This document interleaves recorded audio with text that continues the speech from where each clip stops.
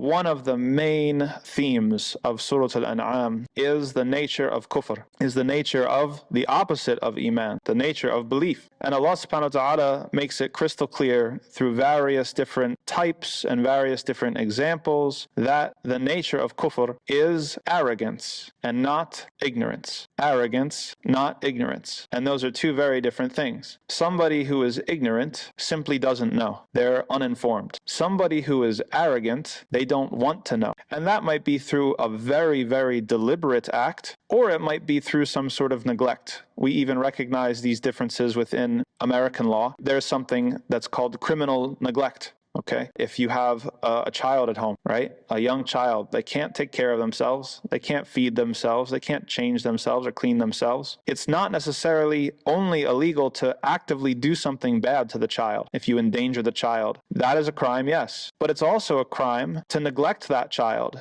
in a criminal way, right? There is such a thing as criminal neglect. Well, our hearts are a similar thing. There is a level of interaction with our hearts or cultivation with our hearts where we know exactly what's true and we're going to just strive against it, strive to undermine it, fight against it and make it look bad at every single turn. This is some of the people who were living at the time of the Prophet Muhammad ﷺ and some of the people that still live today. They know Islam is 100% true. They know that the Quran is Allah's words, and yet they are going to attempt to undermine it, misrepresent it. And then there's other people who are not guilty of that level of kufr, but are guilty of a sort of criminal neglect, that Allah subhanahu wa ta'ala gave them the tools to submit. He gave them a heart, and it started clean. And He gave them reason and a mind to think, and He gave them signs throughout the creation. But due to various reasons, diseases of the heart, such as arrogance, such as laziness, such as too strong of an attachment to this world, people can allow their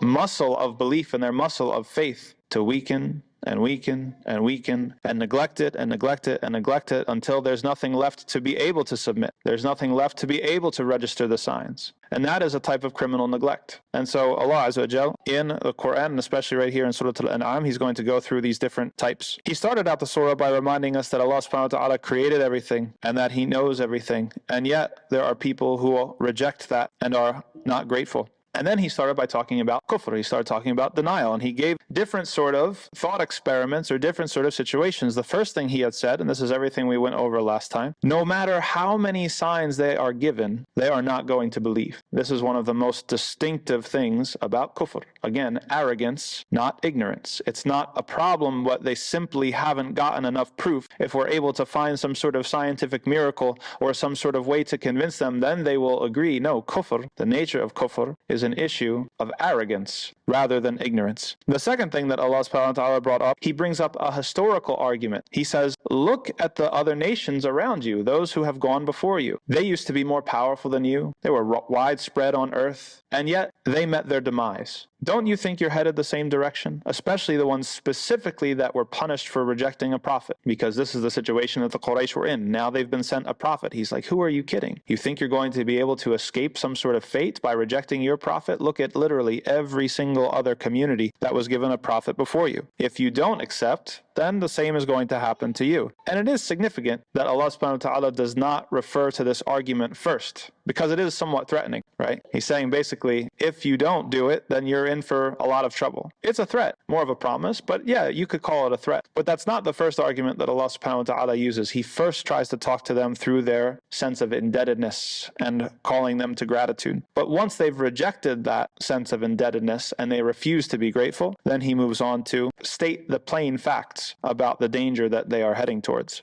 Then Allah subhanahu wa ta'ala had said, even if they were given a book directly, we're talking papers with ink on it, they would claim that this thing was magic. In hada illa sihrun mubin. They would not accept it. So similar to the other sorts of signs that Allah subhanahu wa ta'ala shows, even if they were given direct revelation in a book handed down, they would still have rejected it. Again, we're talking about arrogance, not ignorance. And then finally where we left off was their demand to see an angel. وَقَالُوا لَوْلَا أُنزِلَ عَلَيْهِ مَلَكٌ. If only there had been an angel sent to him. They're talking about the Prophet sallallahu alaihi wasallam. Allah subhanahu wa ta'ala responds, وَلَوْ أَنزَلْنَا مَلَكًا لَقُضِيَ الْأَمْرُ ثُمَّ لَا يُنظَرُونَ. He says, if I had sent an angel, at that point everything would be decided. Everything would be over. There would be no opportunity to have true faith, because the choice to believe or not to believe, it wouldn't really be a choice anymore. Basically, the day of judgment would have been already established, and they would have come face to face with the consequences of their beliefs. This is something that's extremely significant to us today, and we touched on it last week when it comes to the intersection or the relationship between Islam and science. Some people demand to know, where is the scientific proof for faith? Where is the scientific proof for God? And that's an absurd question. There's no such thing as scientific proof for God in the absolute sense that people mean it, right? Because the definition of faith is having to believe in something that's beyond the material world. It's having to trust in something, and not just trust it in a sense where we're,